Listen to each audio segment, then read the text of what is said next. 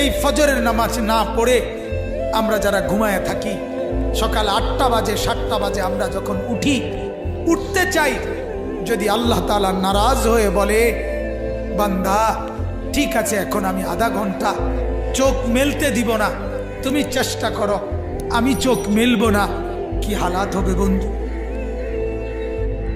কেমন হবে? তোমার চিৎকার দেখবে কে? তোমার চিৎকার দেখবে কে তখন?